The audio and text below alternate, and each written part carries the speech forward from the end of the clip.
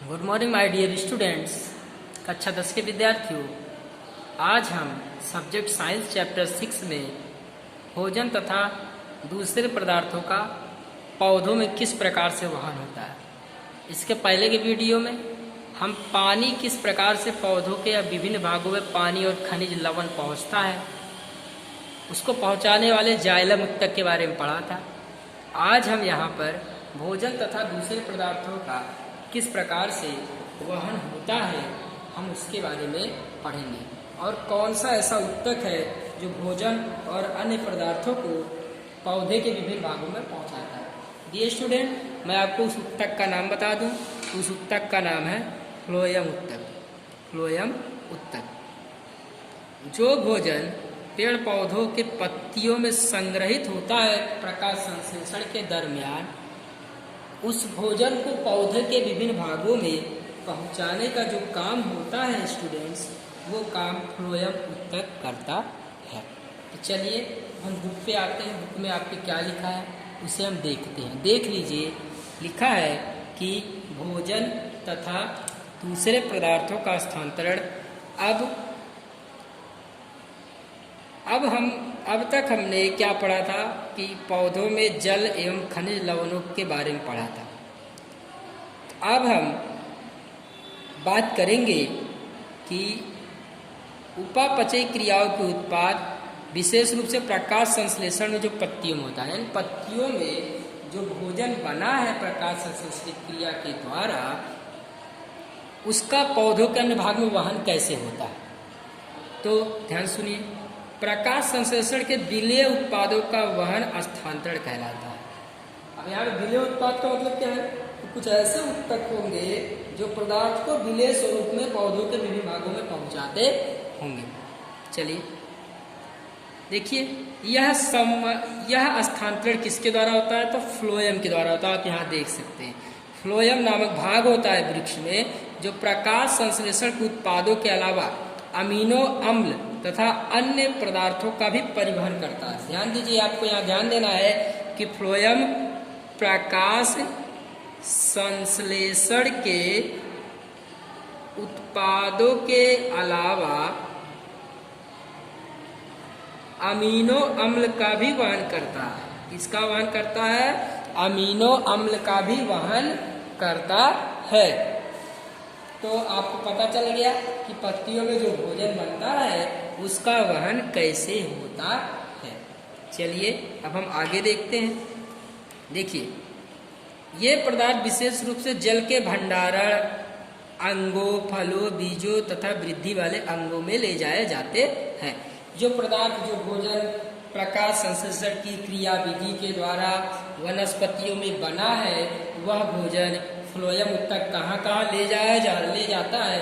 तो जड़ के भंडारण में, यानी जड़ में ले जाता है उस भोजन को, फलों में ले जाता है, बीजों में ले जाता है और वनस्पति के डाली, शाखाओं और तनों में लेकर जाता है, जिससे वो वृद्धि और विकास करती है। जैसे हमारे पेट में जो भोजन होता है पचता है, तो जो हमारी लसिका ऊतक है, जो हमारा ब्लड है, वो विभिन्न भागों में उसको लेके जाता है, तो हमारा शरीर वृद्धि और विकास करता है। उसी प्रकार से फ्लोएम का काम भी होता है, जो प्रकाश संश्लेषण के उत्पादों को पौधे के विभिन्न भागों में पहुंचाता है। चलिए, भोजन तथा अन्य पदार्थों का स्थानांतरण संलग्न साथी कोशिका की सहायता से चालनी नलिका में ऊपर मुखी तथा अधोमुखी दोनों दिशाओं में होता है। फ्लोएम के साथ एक कोशिका होती है, साथी कोशिका। इसकी सहायता से चालनी नलिका होती है जो ऊपर की तरफ भी और नीचे की तरफ भी दोनों दिशाओं में भोजन का वहन करती है। जाइलम द्वारा परिवहन, जिसे सामान्य भौतिक बलों द्वारा समझाया जा सकता है, से विपरीत फ्लोएम द्वारा स्थानांतरण है। यानी आपने जाइलम में क्या देखा था कि जैसे ही पत्तियों के हवाई अंगों द्वारा वाष्पोत्सर्जन होता है तो पत्तियों के भाग में पानी कम हो जाता है और जड़ों में पानी अधिक होता है, तो विसरण के नियम से जड़ों से पानी पत्तियों की ओर गति करता है। आप इस बात को जानते हैं, लेकिन फ्लोएम में ऐसा नहीं है। फ्लोएम में स्थानांतरण एक प्रकार है जिसमें साथी कोशिका के माध्यम से चालनी नलिका द्वारा भोज्य पदार्थों का ऊपरी सतह और निचली सतह दोनों तरफ भोज्य पदार्थों का वहन होता है। जो ऊर्जा के उपयोग से पूरा होता है। सुक्रोज सरीखे पदार्थ फ्लोएम ऊतक में एटीपी से ऊर्जा से स्थानांतरण होते हैं। यानी फ्लोएम उत्तक एटीपी से ऊर्जा प्राप्त करता है और विभिन्न भागों में उस ऊर्जा को वहन करता है। यह उत्तक का परासरण दाब बढ़ा देता है, जिससे जल इसमें प्रवेश करता है।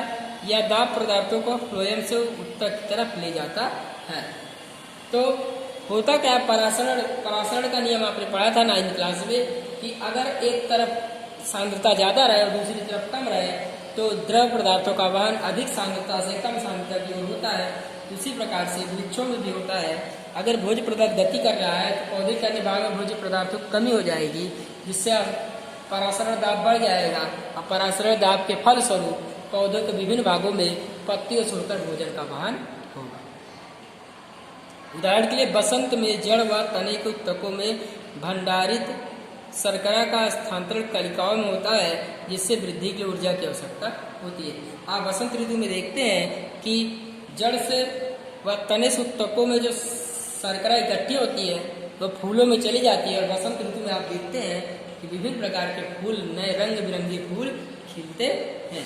तो उम्मीद है इतना आपको समझ में आया होगा। अब हमारा अगला टॉपिक है उत्सर्जन। अगला टॉपिक क्या है स्टूडेंट? उत्सर्जन। उत्सर्जन के बारे में पढ़ेंगे। उत्सर्ग इकाई क्या है उसके बारे में पढ़ेंगे। और ध्यान दीजिए, आपको उत्सर्जन का चित्र बनाने के लिए एग्जाम में आता है। चलिए हम उत्सर्जन को स्टार्ट। चलिए माय डियर स्टूडेंट, अब हम उत्सर्जन की बात करते हैं। देखिए, हम चर्चा कर चुके हैं कि जीव प्रकाश संश्लेषण तथा श्वसन में जनित वर्ज्य गैसों से कैसे छुटकारा पाते हैं। हम जान चुके हैं कि हमारे शरीर में कुछ गैसें होती हैं, हम कार्बन डाइऑक्साइड को छोड़ते हैं और ऑक्सीजन को लेते हैं। वो किस प्रकार से होता है इस बारे में हम जान सकें। लेकिन अब हमें ये जानना है कि जो भोजन पचता है उसके बाद जो नाइट्रोजन युक्त पदार्थ निकलता है वह किस प्रकार से बाहर होता है।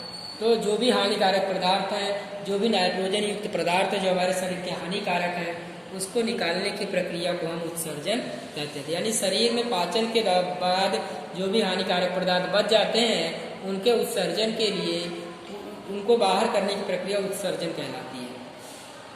विभिन्न जंतु इसके लिए अलग अलग विधि का उपयोग करते हैं। बहुत से एक कोश की जीव इन अपशिष्टों को शरीर की सतह से जल द्वारा विसरित कर देते हैं। ध्यान दीजिए, एक कोश की जीव में उत्सर्जन विसरण के द्वारा होता है। इस चीज को आप ध्यान रखिए, आपके एग्जाम के पॉइंट ऑफ व्यू से बहुत ही इंपॉर्टेंट है कि एक कोश की जीव में उत्सर्जन किसके द्वारा होता है, तो कोशिका के सतह के द्वारा होता है। इसमें विसरण की प्रक्रिया के द्वारा एक कोश की जीव अपने शरीर से जो मल मूत्र है, जो गंदे पदार्थ हैं, उनको बाहर कर देते हैं। चलिए अब हम बहुकोश की जीवों के बारे में पढ़ेंगे कि बहुकोश की जीव किस प्रकार से अपने शरीर से क्या करते हैं कि वर्ज्य पदार्थों का वहन करते हैं। चलिए हम देखते हैं। देखिए, मानव का उत्सर्जन तंत्र का आप चित्र देख सकते हैं। देखिए, यहाँ पर किडनी है, वृक्क है, किडनी है, आपकी सेम आकार की किडनी है, आप देख रहे हैं। अब देखिए, ये बाया किडनी है, दाहिना किडनी है, ठीक है। ये क्या है? महाधमनी है। ये क्या है? मूत्रवाहिनी है। ये क्या है? थैलीनुमा संरचना मूत्राशय है। ये अगला भाग शिश्न है। तो आपको ऐसा चित्र बनाना पड़ेगा, और नहीं भी बनाएंगे तो एग्जाम में केवल चित्र दे देगा और आपको सबका नाम, ये ऐसा तीर दे देगा, आपको नाम लिखना पड़ेगा। तो नाम आपको ध्यान में रखना है। तो चलिए अब देखते हैं। मानव का उत्सर्जन तंत्र में एक जोड़ा वृक्क होता है, देख रहे हैं, एक वृक्क यहाँ पे, एक वृक्क यहाँ पे, दो वृक्क रहे, एक जोड़ा यानी दो। एक मूत्रवाहिनी है, देखिए आप, एक मूत्रवाहिनी है, एक मूत्राशय है, देख सकते हैं, एक मूत्र मार्ग होता है, देख रहे हैं आप। वृक्क उदर में रीढ़ की हड्डी के दोनों ओर स्थित होता है। देख लीजिए, ये वृक्क है, किडनी है, ये पेट के पास है और रीढ़ की दोनों हड्डियों के आजू बाजू जुड़ा हुआ है। होता क्या है, वृक्क में मूत्र बनने के बाद, यानी किडनी में मूत्र का निर्माण होता है, उसके बाद वो कहाँ आता है, उसके बाद मूत्र का निर्माण किडनी में हुआ, इसके बाद वो आ जाएगा मूत्रवाहिनी में। मूत्रवाहिनी में आकर वो मूत्राशय में इकट्ठा हो जाता है, तथा जब तक मूत्र मार्ग से यह निकल नहीं जाता तब तक ये मूत्राशय में इकट्ठा रहता है।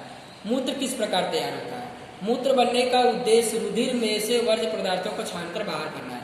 हमारे रुधिर में, क्योंकि आपके शरीर में जो भी भोज्य पदार्थ का पाचन होता है सबका वहन रुधिर करता है, तो रुधिर को छानने का हमारी किडनी करती है, और इस किडनी में जो गंदे पदार्थ होते हैं इकट्ठा हो जाते हैं और शुद्ध रुधिर बाहर हमारे शरीर के अंदर वहन करता है, और जो गंदे पदार्थ होते हैं किडनी में इकट्ठा होते हैं। और देखिए फुफ्फुस में से CO2 अलग होती है, आप पहले पढ़ चुके हैं CO2 कहाँ से अलग होती है, फुफ्फुस में से। जबकि नाइट्रोजन वर्ज्य पदार्थ यूरिया अम्ल वृक्क में से रुधिर अलग कर लिए जाते हैं। यानी CO2 को तो फुफ्फुस अलग करता है, लेकिन जो नाइट्रोजन युक्त पदार्थ हैं, जो भोजन के गंदे पदार्थ हैं, उनको अलग करने का काम कौन करता है? उनको अलग करने का हमारी किडनी करती है। यह कोई आश्चर्य की बात नहीं। वृक्क में आधारी निस्यंदन एकस फुफ्फुस की तरह ही बहुत पतली भीति वाली रुधिर कोशिकाओं का गुच्छ होता है। यानी कि जो किडनी है उसके अंदर भी छोटी छोटी छलनी होती है, छलनी जैसी संरचना होती है, छोटे छोटे छिद्र होते हैं, और उसमें से क्या होता है, यह केप आकार का होता है, और जैसे ही इसके अंदर वर्ज्य पदार्थ प्रवेश करता है उसको छान लेता है। और देखिए इसमें निस्यंदन एकक होते हैं, निस्यंदन इकाइयाँ होती हैं। इन निस्यंदन इकाइयों का आप नेफ्रॉन कहेंगे। अब आप देखिए मैं आपको समझाता हूँ इस संरचना को कि किस प्रकार से जो वृक्क है उसमें जो केशिका गुच्छ है वो उनका आकार कैसा होता है। उनका आकार यहाँ कप जैसा दिया है, तो आप अभी देखेंगे चित्र में क्या उनका वाकई आकार कप जैसा होता है। चलिए मैं आपको दिखाता। चलिए माय डियर स्टूडेंट, आप देख सकते हैं एक कप आकार की संरचना आपको दिखाई दे रही है। आप देख लीजिए यहाँ पर, देखिए ये वृक्क धमनी की शाखा है, यहाँ पर कोशिका गुच्छ बोमन संपुट है, ये विक्काणु का भाग है, ये वृक्क धमनी है, संग्राहक कोश है। देखिए ये कप आकार का है कि नहीं, इसी में मूत्र क्या होता है, क्षमता है। ठीक है। प्रारंभिक निस्यंदन में कुछ पदार्थ जैसे ग्लूकोज, अमीनो अम्ल, लवण और प्रचुर मात्रा में जल रह जाते हैं। एक बार जब निस्यंदन होता है तो ग्लूकोज, अमीनो अम्ल, लवण प्रचुर मात्रा में रह जाते हैं, लेकिन जैसे जैसे मूत्र इस नलिका में प्रभावित होता है इन पदार्थों का चयनित पुनरावशोषण होता है। यानी एक बार शुद्धिकरण होने के बाद भी फिर इसका शुद्धिकरण होने लगता है। तो देखिए अतः धीरे धीरे क्या होता है, मूत्राशय जल की मात्रा, पुनरावशोषण, शरीर उपलब्ध अतिरिक्त जल की मात्रा तथा कितना विलेय वर्ज्य प्रदर्शित करना है पर निर्भर करता है कि कितना उत्सर्जित करना है कितना नहीं करना है, वो इसकी निस्यंदन क्षमता पर निर्भर करता है। देखिए प्रत्येक वृक्क में बनने वाले मूत्र एक लंबी नलिका मूत्रवाहिनी में प्रवेश करता है। जो मूत्र बनता है वो एक लंबी नली मूत्रवाहिनी में प्रवेश करता है जो वृक्क को मूत्राशय से जोड़ती। देख लीजिए आप, वृक्क मूत्राशय से जुड़ा हुआ है। मूत्राशय में मूत्र भंडारित रहता है, मूत्राशय मूत्र इकट्ठा होता है जब तक कि फैले मूत्राशय का दाब मूत्रवाहिनी द्वारा उसे बाहर ना करे। मूत्राशय पेशी होती है, अतः यह तंत्रिका नियंत्रण में है। इसकी चर्चा हम कर चुके हैं। परिणाम स्वरूप हम प्राय मूत्र निकासी को नियंत्रित कर लेते हैं, जो काफ़ी हानिकारक होता है।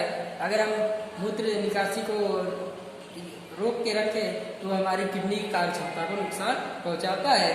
इसलिए कोई भी अगर आपको किसी प्रकार का टॉयलेट का प्रॉब्लम हो, मूत्र का प्रॉब्लम हो, आप तुरंत ही उसका त्याग कर दीजिए। इसे रोक कर रखना अच्छी चीज नहीं होती है।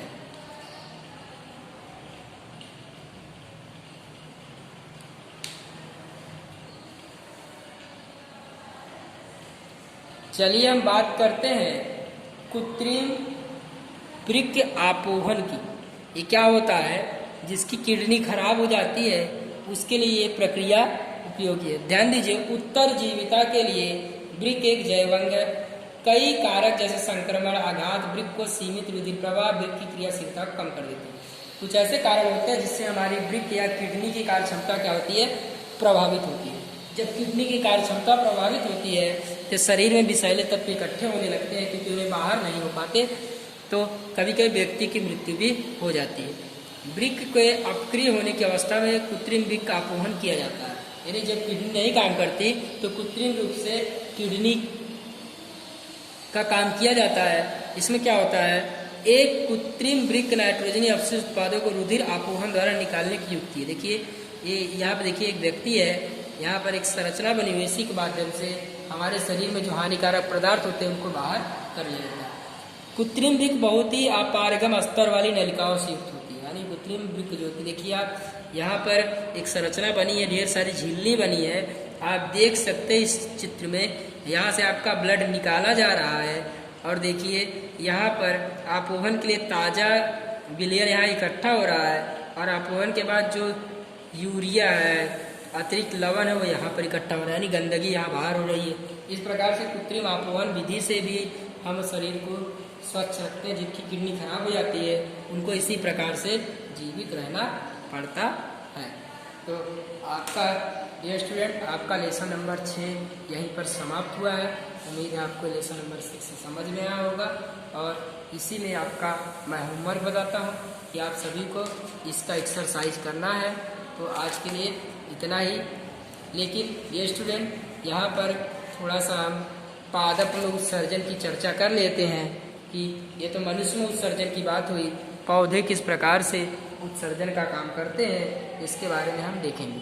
ध्यान दीजिए माय डियर स्टूडेंट कि मनुष्य तो उत्सर्जन का काम करता है, लेकिन पौधे भी किसी हद तक उत्सर्जन का काम करते हैं। देखिए, पादप उत्सर्जन के लिए जंतुओं से बिल्कुल भिन्न युक्तियाँ अपनाते हैं, यानी हमारे जैसा नहीं करते। प्रकाश संश्लेषण जनित ऑक्सीजन भी अपशिष्ट उत्पाद कही जा सकती है, क्योंकि पेड़ पौधे क्या करते हैं, ऑक्सीजन मुक्त करते हैं, यानी वो क्या है, अपशिष्ट है।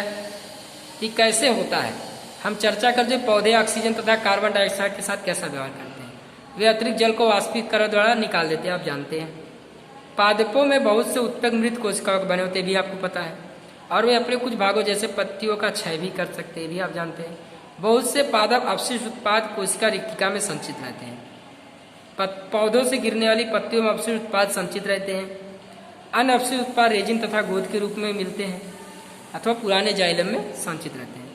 विशेष रूप से पादप भी कुछ अपशिष्ट पदार्थों को अपने आसपास मृदा में उत्सर्जित कर देते हैं। तो आपका चैप्टर यहीं खत्म हो गया है। Thank you very much.